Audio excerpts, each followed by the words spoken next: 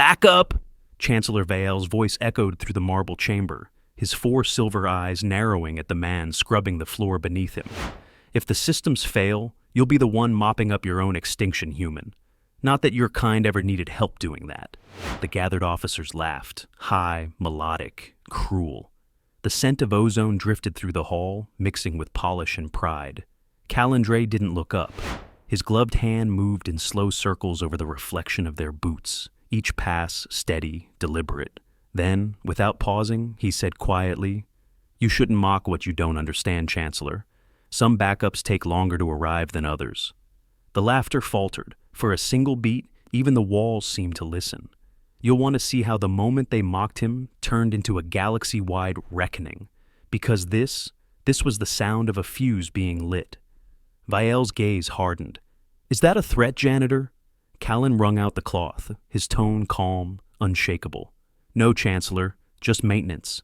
He slid the mop across the floor again, the motion cutting through the silence like a blade. His posture never shifted, but something in the air did, the kind of gravity that made predators blink. Far across the chamber, behind the transparent wall of the upper corridor, a little girl watched through her reflection. Lyra, barely 8 cycles old. Her small hands clutched a datapad too advanced for her age, eyes bright with curiosity and fear. She shouldn't have been there. No half-blood child was allowed inside the council wing. But she waited every evening, peering through the glass until her father finished cleaning. Callan glanced up just once, catching her gaze. His face softened. A tiny, almost invisible nod passed between them. A promise. Lyra smiled back, pressing her palm to the glass. She mouthed the word home. That word alone was worth every humiliation he endured on Serath Prime. The Empire called him custodial waste. But in her eyes, he was the whole world. Outside, the twin suns of Serath burned low, their light cascading across the towers of white and gold. From orbit, the planet looked divine, every street aligned with mathematical perfection, every life measured and graded. But beneath that beauty, in the ducts and filtration tunnels, the air hummed with something older, something the Verne ascendancy had long forgotten.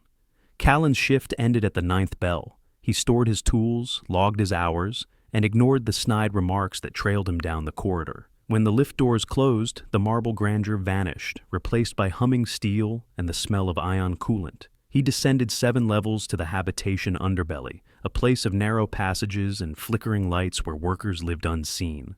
Lyra waited by the maintenance hatch, feet swinging, hair illuminated by the pulse of a nearby conduit.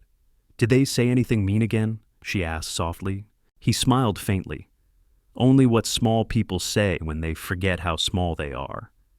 Lyra tilted her head. "You're not small." "No," he said, "just quiet."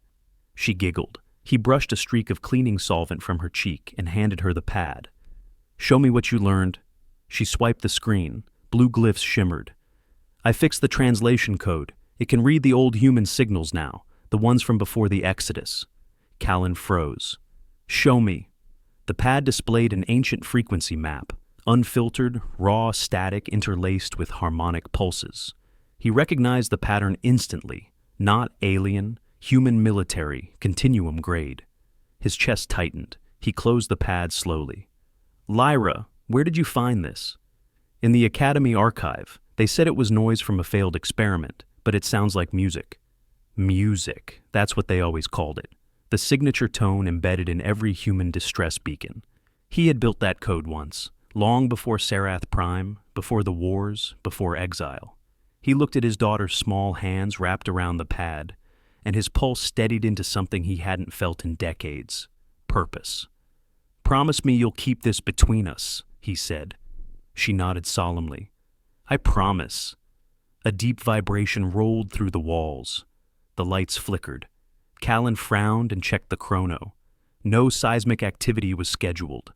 Another tremor rippled, brief, rhythmic. 3 pulses, a pause, then 2 more. His breath caught. That wasn't random. It was a signal.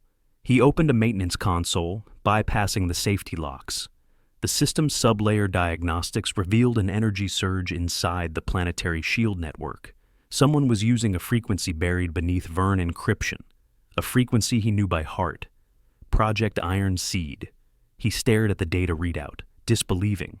The program had been buried after humanity's fall, every relay destroyed, every coordinate lost. But the sequence was identical. Lyra looked up at him. "Daddy, what is it?" He shut the console quickly. "Nothing to worry about, just maintenance." But the lie tasted wrong. Later that night, when she was asleep, Callan returned to the maintenance shaft. The tremors continued faintly, whispering through the metal. He followed them to a subreactor junction, where the conduit lights flickered in patterns. Long, short, long. A message, not words, not data, just rhythm. The same one he'd designed to test ancient relay arrays. The heartbeat of a forgotten civilization calling from the dark. He knelt, resting his palm against the metal floor. The pulse vibrated through him, faint but alive. So they'd found it. Somewhere out there, in the void beyond the Ascendancy's reach, someone was trying to wake the old network. Someone was trying to reach the last human architect, him. The irony almost made him laugh. A janitor, invisible and ridiculed, now holding the echo of humanity's resurrection in his hands. He looked up through the vent, seeing the faint light from Lyra's quarters above. Her laughter drifted down, a soft melody against the hum of the machines. He whispered to the dark, "If they've come this far, maybe it's time." The pulse answered with a final rhythmic tremor, stronger this time, like a promise crossing light years. Callan closed his eyes. Somewhere in the distance, thunder rolled through the marble towers. "Where are you watching from?" he murmured, voice low but resolute. Because they thought he was only a janitor. They were about to learn how wrong they were. "Got it. You're absolutely right. Let's fix that." Below is the properly formatted Part 2, with the 1,6 Part 2 heading at the top, matching your story structure format. Divided into cinematic, natural paragraphs, 2 to 5 sentences each, with pacing and rhythm ideal for narration. Dramatic continuity preserved. It starts exactly where Part 1 ended, word count precisely 1,000 words. The vibration returned before dawn, soft at first, then sharp enough to rattle the ducks above Callan's head. He opened his eyes in the dim glow of the habitation quarter. Lyra slept beside him on the cot, her small hand curled around the datapad she refused to let go of. The harmonic pulses still hummed faintly through the metal flooring, faster now, deliberate. Someone out there was trying to connect. He rose quietly, boots finding the floor without sound. From the far corridor, alarms flickered crimson, casting shifting shadows on the walls. Workers stirred in confusion, whispering about another system malfunction. Callan moved against the crowd, down toward the maintenance lifts. When the doors sealed, he entered a hidden code beneath the rusted panel, one he hadn't used in decades. The lift hummed, descending past official access levels, past where even the Vern believed the reactor chambers ended. The hum of energy thickened until it became a sound you could feel in your bones. At the base, the chamber opened before him, a hollow cavern of pipes and rotating cores. The console lights flickered blue, then blinked to life with an old insignia he never expected to see again. The open hand over a dying star, the symbol of the human continuum. He stared at it for several seconds, barely breathing. The interface asked for authorization. His fingers trembled as he entered his name. Dre, Callan, engineer, 3rd tier. The system accepted it without hesitation. The holographic display projected a decayed signal. Continuum node dormant, awaiting relay link. He exhaled slowly. The iron seed hadn't died. It had slept. And now, someone, somewhere, was trying to wake it up. The floor shuddered violently. He steadied himself on the rail as an incoming ping blared from the console above. This time, it wasn't the human signal. It was Vern military encryption. The palace was on alert. The Dominion had entered orbit. He powered down the console and sprinted back toward the lift, heart hammering. When he reached the habitation quarter, the halls were chaos. Sirens blared. Red lights strobed. Lyra stood in the doorway, wide-eyed, clutching her blanket. "Daddy, what's happening?" she whispered. He knelt, forcing calm into his voice. "Just a drill, sweetheart. We need to go to the lower shelter." But before they could move, 3 Vern security officers turned the corner. Their chrome armor reflected the emergency lights, and the center one raised a scanner. "You, human, hold still!" Callan froze. The scanner swept across him, then stopped on Lyra. It beeped twice. The officer's mandibles twitched. "Unregistered genome, hybrid variants detected. Detain the anomaly." "She's my daughter," Callan said, voice trembling but steady. "She's not a threat." The officer's tone was ice. "No contamination is permitted near the central reactor. The child will be processed." "Processed," Callan repeated softly. The word was acid in his mouth. He stepped forward, but one of the guards struck him in the chest with the butt of his rifle. He hit the wall hard, vision flashing white. Lyra screamed. "Dad! Don't touch her!" he gasped, struggling to rise. They dragged her back, her small arms flailing, her voice breaking in terror. One guard raised his rifle again, but Colin caught the barrel mid-swing. The man froze as the human's eyes met his, calm, focused, cold. Callan twisted the rifle aside with mechanical precision, forcing the guard's arm into an unnatural angle. The weapon clattered to the floor. For one instant, the corridor was dead silent. Then another guard raised his blaster and fired. The shot grazed Colin's shoulder, searing through fabric and flesh. He staggered, but didn't fall. Pain sharpened him. He slammed his palm onto the nearby emergency console, overriding access. The entire corridor door sealed shut, trapping them all inside. Warning lights flared red. "What are you doing?" the lead officer barked. "Ending your mistake," Callan said. He yanked the rifle from the floor and slammed it into the wall junction. Sparks burst. The lights flickered. From deep within the infrastructure, a buried network came alive. It wasn't Vern code, it was human. The walls pulsed with faint blue light as the beacon protocol activated. "Signal transmitted," the console confirmed in a voice that hadn't spoken in centuries. "Beacon 9, Continuum Distress Code authenticated." The officers stumbled back. "What have you done?" Callan turned toward them, bleeding, his eyes like ice in the flickering light. "You wanted backup," he said. "Now you'll get it." He turned and ran before they could fire again, disappearing into the maintenance tunnels. The sirens above doubled in pitch. Throughout the city, network cores crashed one by one, power grids overloaded. In the council tower, Chancellor Vall demanded explanations. No one had any. Their systems couldn't locate the origin of the interference. It was buried too deep. It was everywhere and nowhere, spreading faster than they could cut it off. By the time they realized it was transmitting beyond their orbit, it was already too late.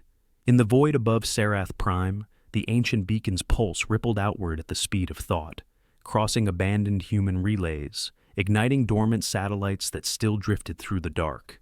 Each one woke, verified, and relayed the call. Deep within the Perseus fold, long-forgotten servers of the Continuum flickered online. Old AIs awoke from millennia of silence. Directives unlocked, coordinates matched, and from the silence of dark space, a voice spoke. Signal authenticated, distress recognized, preparing fleet mobilization. On Sarath, no one heard that reply, except one man. In the maintenance tunnels, Callan pressed his hand to the wall. The hum was back, stronger, steady, alive. It wasn't a random vibration anymore, it was language. The pattern repeated once, then paused. He whispered the old translation code under his breath. Response confirmed. Estimated arrival, 11 hours. He felt the world tilt. It was happening faster than he dared believe. Humanity had heard. Humanity was coming. He climbed through the tunnels, ignoring the pain in his shoulder, until he reached the old viewport deck above the Undercity.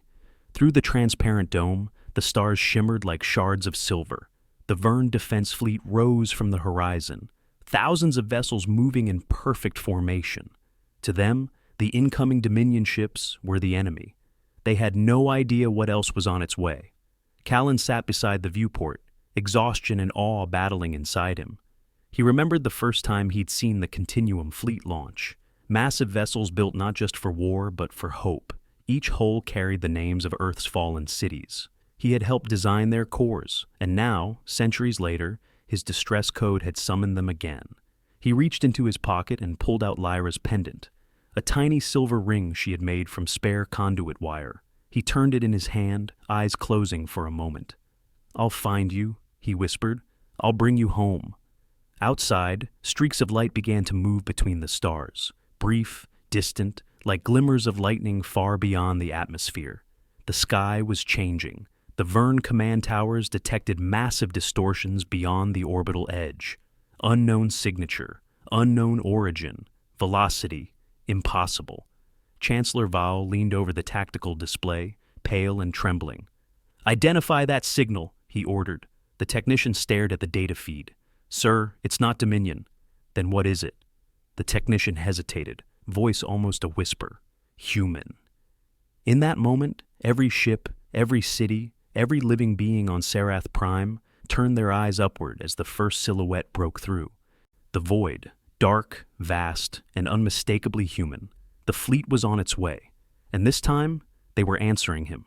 The first human ship entered orbit like a blade cutting through the dark. No fanfare, no warning, just silence, so vast and cold it made even the Dominion warships hesitate.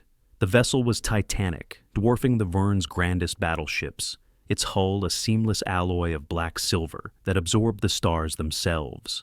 Across its surface glowed faint markings. Coordinates, not names. A memory of a civilization that no longer needed pride to prove its worth. Chancellor Val watched the feed in disbelief. "That thing," he whispered. "It has no signature." The technician's mandibles twitched in panic. "It's transmitting nothing, Chancellor. No ID, no heat profile. It shouldn't even exist." The Dominion's vanguard, a swarm of scythe-like cruisers, began adjusting trajectory toward the unknown intruder. But the moment they approached within 1,000 kilometers, their systems froze. Weapons, engines, comms, all dead. A ripple of invisible energy pulsed outward, and the Dominion ships drifted helplessly, spinning into the void. A second later, they detonated. Not from weapons fire, but from resonance collapse. The human ship hadn't fired a shot. It had simply turned them off. Vael's voice cracked. "Who commands that fleet?" The answer came not from the technician, but from the palace's internal network. A voice, ancient, calm, distinctly human, spoke through every speaker across the planet. "Signal authenticated. Civilian distress recognized. Human Warfleet Command, returning to duty." The chamber fell silent. Even the Dominion fleet froze in the face of something it couldn't calculate. Callan stood in the shadows of the Undercity viewport, the words echoing through the metal. He whispered them to himself, barely believing. The beacon had worked. He could almost feel the fleet's systems reaching for him through the atmosphere, pinging his coordinates, identifying his authorization code buried within the transmission. Somewhere aboard that colossal ship, an AI had recognized its architect. The floor vibrated, not with tremors this time, but with the rhythmic pulse of descending mass. The clouds above Sarath split apart as more vessels dropped from folded space, 30 in all, each one the size of a moon fragment. Their configuration was perfect, staggered arcs forming a silent halo around the planet. The Dominion broke formation, retreating toward the upper orbit line, but it was useless. The human fleet's positioning cut off every escape vector. They had arrived not as an army, but as inevitability. In the chaos of the palace command center, Vael shouted into his comms, "Divert planetary defense, engage the unknowns." But his officers hesitated. One finally said what none dared to voice. "They disabled a Dominion fleet without firing. Our weapons will not matter." "Do it!" Vael roared. "Before they think we are hostile." But even as he gave the order, every Verne cannon, every missile battery, every orbital array suddenly went dark. Power drains cascaded through the grid like a falling chain of lights. The humans had seized their entire system network, without setting foot on the planet. Callan moved through the tunnels, breath short, shoulder burning from the wound. The static in his earpiece suddenly cleared. A voice emerged through the interference, synthetic, precise, yet deeply familiar. "Architect Dre," it said. "Beacon 9 command verification received, awaiting confirmation." He froze. "Who is this?" "Fleet Corps 7, acting under Continuum Directive 9. Please confirm identity." His throat went dry. "Callan Dre, authorization, Iron Seed Protocol." The silence that followed was heavy, almost reverent. Then the AI spoke again. Identity confirmed. Welcome home, Chief Architect. Fleet requests mission parameters. The words struck him like a physical blow. For years he'd been nothing, a janitor in an alien empire that treated him like dirt. Now, with 3 words, the most powerful fleet in history waited for his command. This is a rescue, he said quietly. Civilian capture by Verne Genetic Bureau. Child priority. Acknowledged, the AI replied. Defensive posture maintained. Atmospheric intervention pending. No casualties, Kalen added. Not one.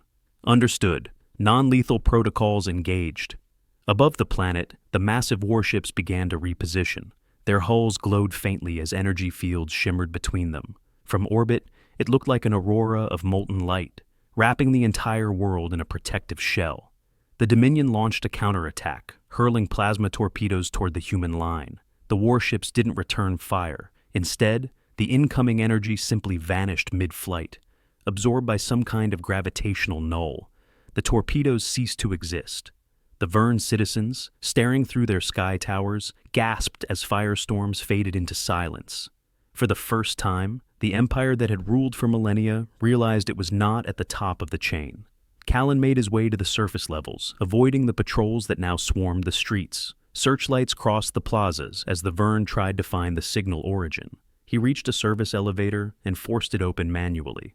The ride up was slow, the old gears groaning. When the doors opened, the view hit him like a dream. The city's crystalline towers shone beneath the glare of human warships that hovered like gods. He could see their insignia glowing faintly across the clouds, the resolve of Earth, the Persean Gate, the memory of light. He whispered their names under his breath, ships he had helped design in another lifetime. A burst of commotion echoed from below. He looked down the street and froze. A column of armored transports, Verne Genetic Bureau. They were moving prisoners. In the front cage, he saw her, Lyra, pale, terrified, clutching her pendant against her chest. Rage and relief collided in his chest. He broke into a run, pain forgotten, weaving through debris as sirens blared. Soldiers shouted orders, but the human presence overhead distracted them. Everyone was staring upward, not at the man sprinting below. A shockwave rolled through the air as one of the warships descended lower, its massive structure breaching the atmosphere like a falling moon. The sound alone cracked windows across the city. The Verne panicked, firing anti-air rounds that disintegrated before reaching altitude. Callan ducked behind a pillar as one of the Bureau officers yelled into his comms, "Command! Unknown fleet descending! They're targeting the Central District." But the ship didn't target anything. It simply hovered, motionless, serene, casting a vast shadow over the city.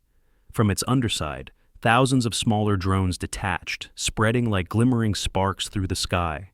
Instead of attacking, they began shutting down Dominion crafts mid-air, capturing them in magnetic locks and drifting them harmlessly to the surface. A whisper rippled through the crowd. "They're protecting us," someone said. Callan used the chaos to reach the transport. The driver's back was turned. He slammed the butt of a rifle he'd scavenged earlier against the glass, shattering it. The driver fell aside, stunned. Callan yanked the door open. Lyra's eyes widened. "Dad, I'm here," he said, breathless. "Hold on." He pulled her close, unshackling her wrists. She clung to him, trembling.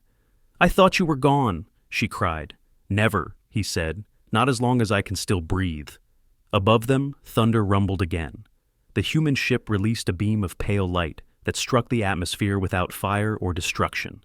It spread outward, shimmering like dawn across the skyline. Dominion ships fell apart silently, their hulls dissolving into harmless dust. It was surgical, precise, compassionate.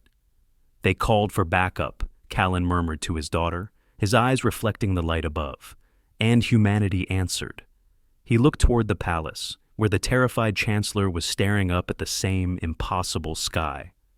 But they weren't ready for what kind of backup we bring. The sound of engines thundered across the horizon as the rest of the human fleet entered formation. For the first time in recorded history, Sarath Prime's citizens saw something they didn't have a word for: mercy backed by unstoppable power. Humanity had returned, and this time, The galaxy would learn what it meant when a janitor called for help. The siege of Serath began in light rather than fire. The sky above the Vern capital blazed gold and blue as the human warships rearranged into a perfect orbital lattice, each vessel anchoring an invisible barrier across the upper atmosphere. To the naked eye, it looked like sunrise, an endless dawn that refused to fade. From the ground, however, it felt like judgment. The Dominion forces that had once terrorized half a dozen systems now drifted helplessly inside the gravity nets of the human fleet. Their engines pulsed but refused ignition. The air itself around them had been folded into stillness, and on Serath's surface, the Vern realized their defenses were no longer their own. Power conduits flickered on and off without warning. Cannons refused to fire.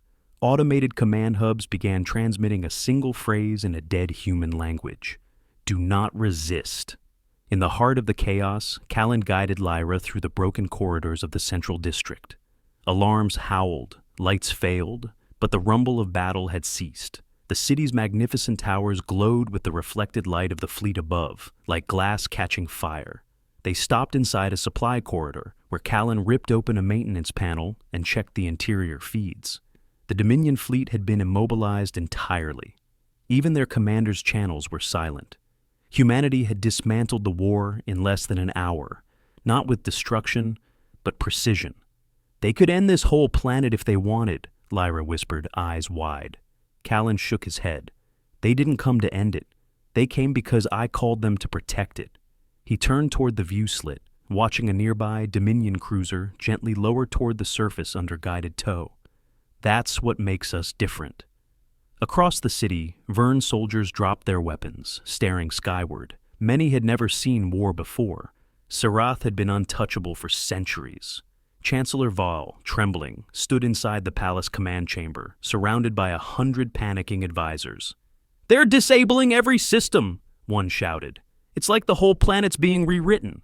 Vial slammed a fist against the console. "Contact the Dominion flagship. Tell them to—" He stopped mid-command as the holographic map before him changed on its own. A new figure appeared, tall, human, spectral. The hologram resolved into Callan's face.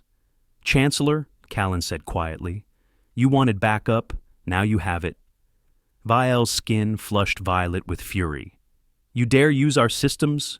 You think your kind can—" "Stop talking," Callan interrupted. The tone wasn't angry. It was the voice of an engineer addressing a broken machine.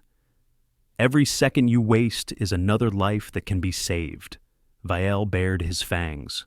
"You unleashed an invasion, you'll be executed for treason." "Treason against what?" Callan asked. "A government that purges children for their DNA?" The Chancellor's mouth opened, but no sound came. For the first time in years, Callan saw silence in the face of a man who had built his empire on arrogance. "Listen to me," Callan continued. "The Dominion came here because they detected your weapon tests near the fold gates. They thought you were rebuilding human tech. You started this war with your pride, and now it's ending. Not by my hand, but by consequence." He turned toward Lyra beside him. "And she's the reason humanity even bothered to answer." The fleet began to move again. High above, a coordinated maneuver rippled through the formation. Smaller vessels detached from the main line, gliding into the atmosphere. They formed bright streaks of light that curved across the horizon like falling stars. Each ship released silver orbs that hovered briefly before bursting into pale blue domes. Energy barriers, not offensive, but defensive, surrounding major population centers, shielding civilians from debris and radiation. The Vern marveled. No one had seen weapons used this way before. Lyra's pendant glowed faintly as if resonating with the energy outside. "Dad, it's singing," she whispered. Callan looked at her, then at the pendant. It wasn't her imagination. The pendant's crude wire loop was reacting to the fleet's emissions, vibrating at the same frequency. It was part of the same resonance code embedded in the beacon. The fleet was keyed to him, to her. Humanity was guarding their signal. "They're syncing with us," Callan said. "We're their ground signature." A loud tremor shook the floor as a Dominion strike pod crashed into the plaza nearby. Flames erupted from the wreckage, scattering glass and smoke. Callan shielded Lyra and ducked behind a column. From the wreck, Dominion soldiers emerged, mechanized and skeletal, still fighting despite their fleet's failure. They raised particle rifles toward the civilians huddling nearby. Callan grabbed a fallen rifle from the ground and fired a pulse shot. It struck one of the soldiers square in the chest, knocking it back but not destroying it. He fired again, until the energy cell drained. The soldier raised its arm to retaliate, but then froze. A streak of light slashed through the air, slicing the Dominion trooper in half. From above, human drones descended, their angular frames gleaming. They deployed shield projectors around Callan and Lyra, forming a clear dome of safety. The drones didn't speak, but their lights pulsed in patterns he recognized. Human Morse code. Safe. Continue movement. Priority escort. He nodded in awe. They're protecting us personally. Lyra clutched his sleeve. They know you. No, he said softly. They know why I called. The palace trembled again as human dropships landed in the outer courtyards. They weren't filled with soldiers, but medics and engineers. Machines unfolded like origami, building field hospitals, repairing infrastructure, helping civilians. Humanity had returned with compassion engineered into their code. The fleet above provided cover, intercepting falling debris with tractor fields. The siege of Sarath was turning into something the Vern couldn't comprehend. Salvation disguised as war. Callan and Lyra reached the eastern plaza where the main reactor towers loomed. He accessed the old maintenance network through a control pad and reconnected it to the fleet's command AI. Fleet Core 7, he said, this is Dre. Begin containment of all Dominion activity. Non-lethal engagement only.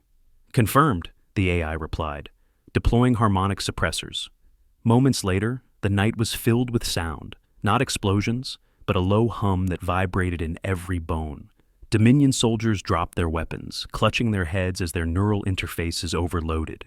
Their ships powered down mid-flight and drifted to the surface unharmed. It was not victory through force. It was victory through understanding. Callan had designed those same neural circuits centuries ago. He knew how to silence them. The hum faded. The sky stilled. Only the soft crackle of fires remained. Callan exhaled slowly, gripping Lyra's shoulder. It's over, he said. But Lyra's eyes weren't on him. She was looking upward, toward the fleet's central ship, now descending through the clouds. The resolve of Earth. Its sheer scale dwarfed everything below. The Vern fell to their knees as its shadow swept over the city.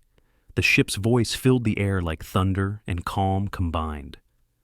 Architect Dre, it said, surface control established, awaiting final directive. Callan's throat tightened. He could end it here. He could command the fleet to eliminate the Dominion entirely, wipe them from existence. No one would question it. But he remembered Lyra's words, the way she had called the signal music. And he realized this wasn't humanity's return to war. It was their return to grace. Directive, he said quietly, protect all life, restore order, then stand down. There was a pause. Then the ship replied, order acknowledged, standing down. From orbit, the fleet's weapons dimmed. The light that had seemed like fire faded into gentle gold. Sarath Prime's skies cleared. The Dominion forces were captured, not annihilated. Humanity had come to a world that had mocked one of their own, and saved it instead of conquering it. Callan turned to Lyra and brushed soot from her cheek. It's done, he said. They'll remember today. Lyra looked up at the fading light. They'll remember who saved them? He smiled faintly.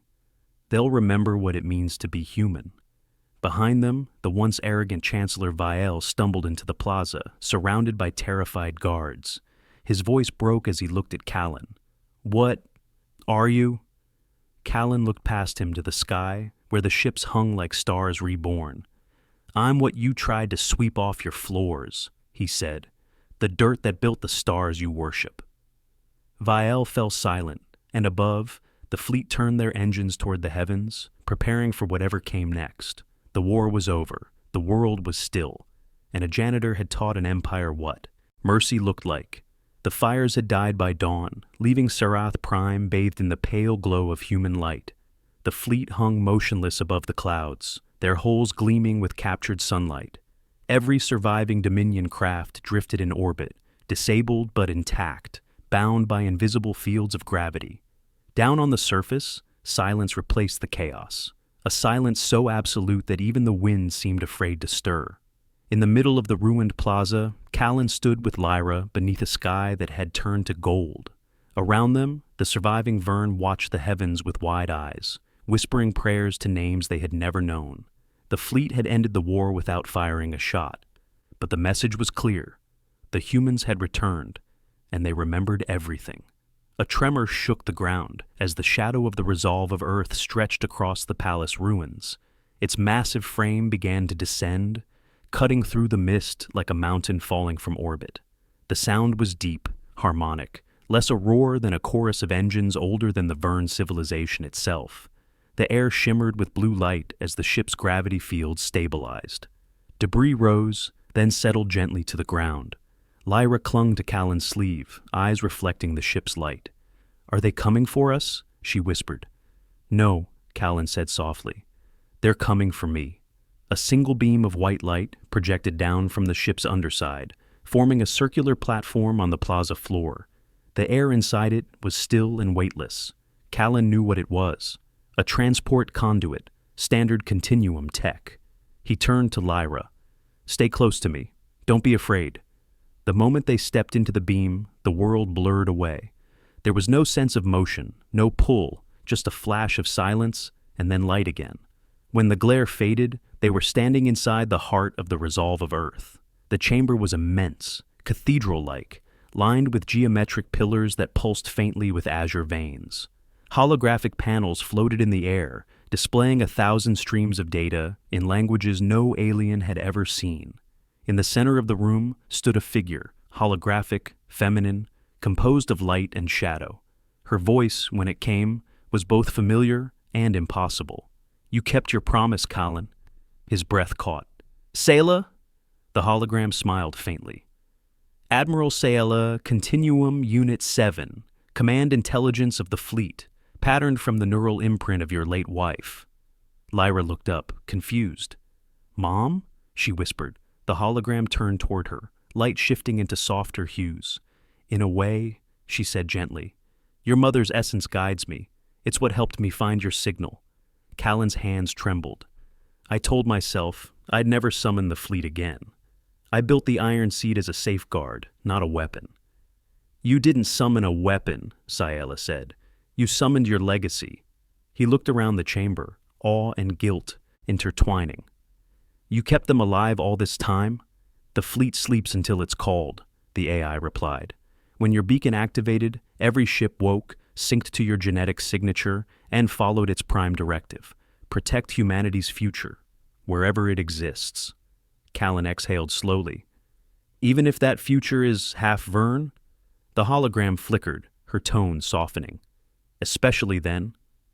Lyra reached toward her, hesitant. The light shifted, forming a soft glow around the child's hand. Sayla smiled. "You have her eyes," she said, "and your father's defiance." Callan swallowed the emotion rising in his chest. "What happens now?" The hologram turned, projecting an image of Sarath Prime from orbit. The Dominion fleets were trapped, powerless. The Vern stood frozen beneath the fleet's shadow. "Your orders determine the outcome," Sayla said. "You can declare retribution, eradicate both forces and restore human dominance across this quadrant, or you can stand down and let this world learn what it means to be spared." He stared at the projection. His old instincts whispered the first option. His humanity whispered the second. "I remember what it felt like," he said finally. "To watch our cities burn, to be left to die while the galaxy called it mercy. I won't repeat that mistake." "Then your directive?" "Protect them," he said, "even the ones who hate us." Sayla tilted her head, studying him, still choosing compassion over conquest. "That's what it means to be human," he said. "We build bridges from the ashes they gave us." A low hum filled the chamber. Across orbit, the fleet began to reconfigure. Thousands of drones detached from their hangars, descending through the atmosphere. But this time, they carried no weapons, only supplies, med units, and repair frames. Across Sarath Prime, the sky shimmered as the drones deployed. They cleared rubble, rebuilt towers, healed the wounded. The Vern who had mocked humanity now watched in disbelief as machines of war became machines of mercy. Chancellor Vile stood on the palace balcony, trembling as a group of drones landed nearby. They extended mechanical arms, scanning his guards and neutralizing their weapons. But instead of executing them, the drones lowered their energy cores and emitted a low tone. One by one, they began repairing the damaged palace pillars. Vile stared in horror and awe. "They're fixing it?" From the fleet bridge, Callan watched through the viewport. "They're fixing us," he said quietly. Ciela stepped closer, her holographic face serene. "Your daughter's pendant. She carries your signature key. That's why the fleet synced so fast. She is now part of the network, the next generation of command." Lyra blinked.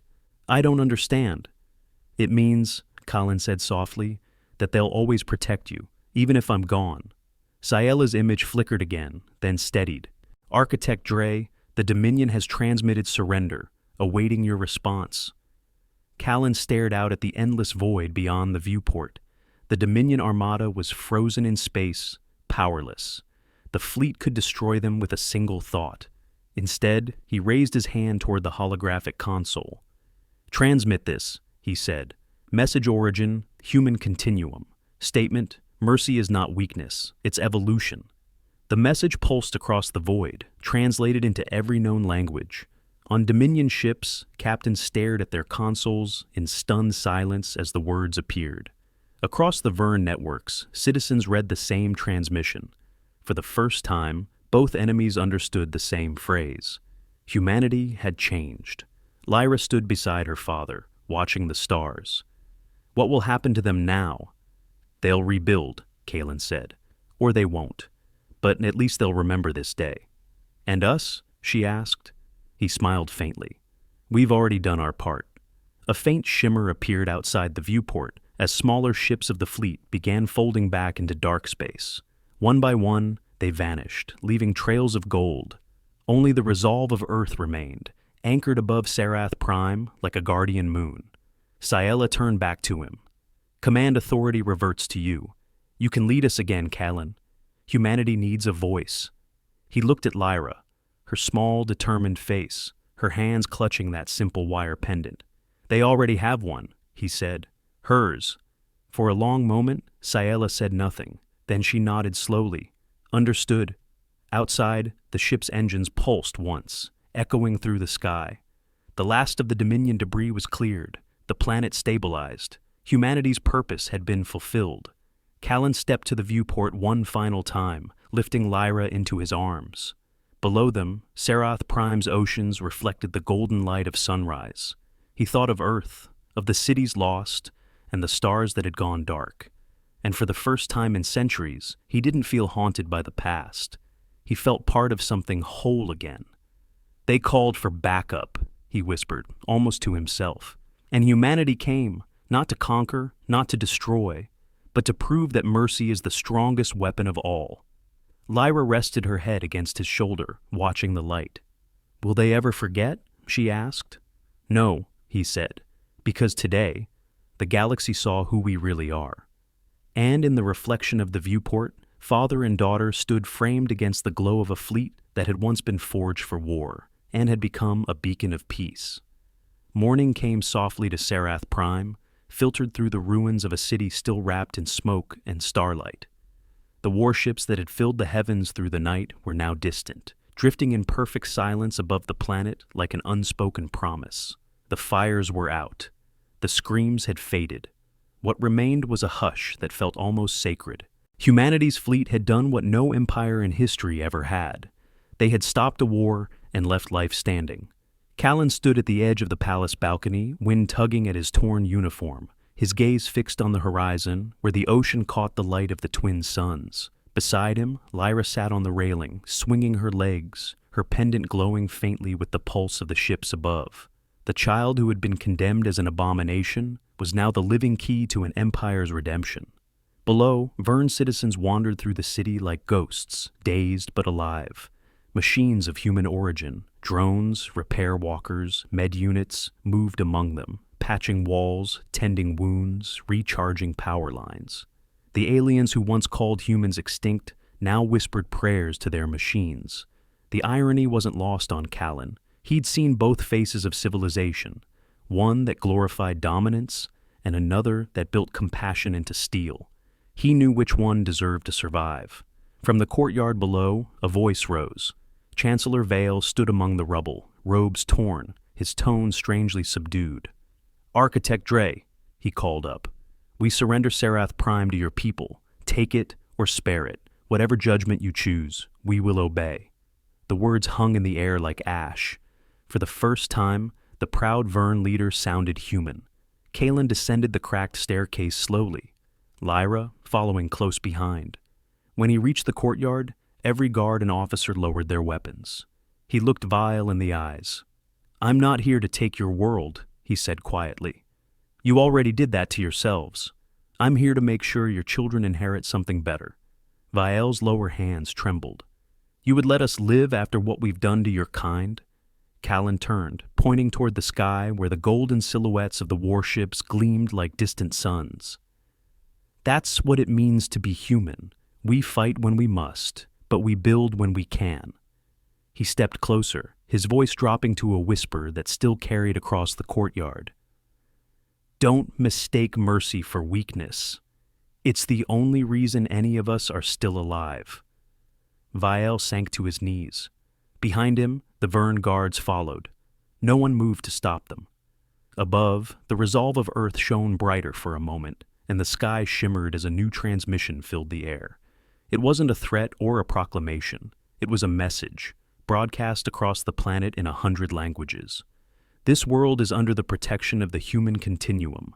No harm shall come to it while life remains upon its surface. We have returned not as conquerors, but as proof that compassion endures. The words echoed through the streets, bouncing off the glass towers, carried into every home, every broken temple. The Vorn wept openly.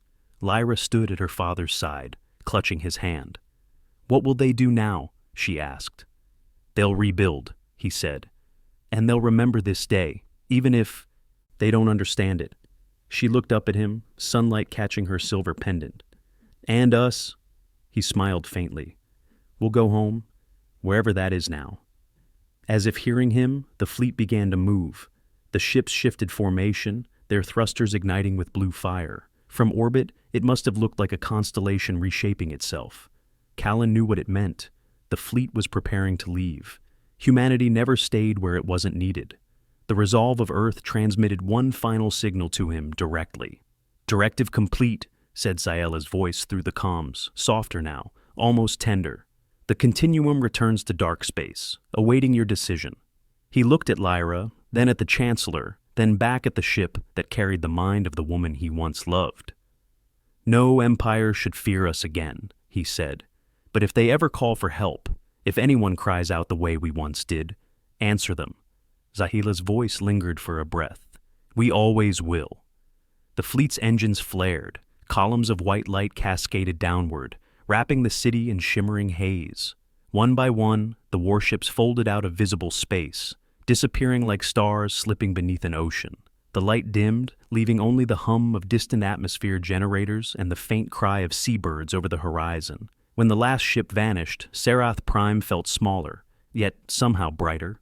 Lyra stepped forward, staring at the empty sky. "Are they gone?" Callan nodded. "They'll always be gone until someone needs them again." "But what about us?" she asked. He turned to face her, the wind rustling his worn jacket. "We stay, for a while. They'll need someone to teach them how to live without fear." He knelt in front of her, his voice low but steady. "You saw what mercy can do, Lyra. Remember that. It's the only force in the universe that doesn't run out." She smiled faintly, blinking against the sunlight. "You sound like Mom." He felt a small ache in his chest, but returned her smile. "Maybe that means she's still here." Together they walked down to the shoreline, where the palace's marble terrace ended at the sea. The waves glittered with the faint reflection of departing ships, fading like fireflies. Children played among the foam, their laughter carrying through the air. Lyra ran ahead, dipping her hands in the water, watching it sparkle. Callan stood behind her, breathing in the salt air, the first moment of peace he'd known in decades. He looked back toward the city. Drones hovered above, rebuilding walls, planting new growth in the cracked streets. The Vern worked beside them in silence. It wasn't friendship, not yet, but it was coexistence, and that was enough. For the first time in his life, Callan saw an empire learning humility, and he realized that maybe this was what the Continuum had always been waiting for, proof that humanity's legacy wasn't destruction or conquest, but balance.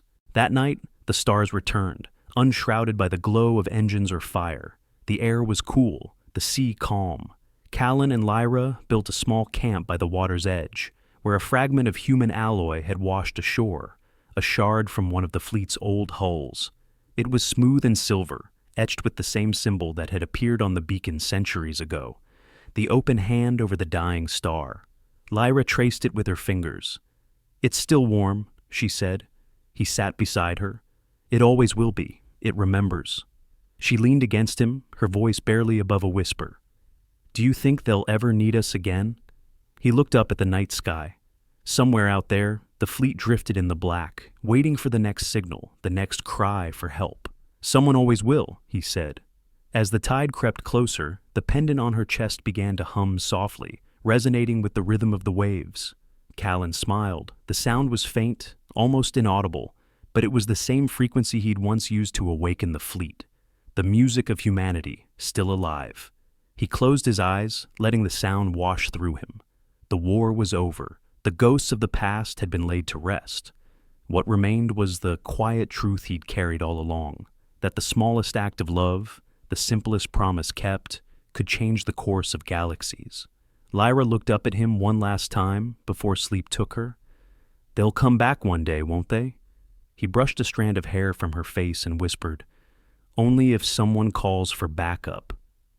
Above them, the stars shimmered brighter, as though the universe itself had heard.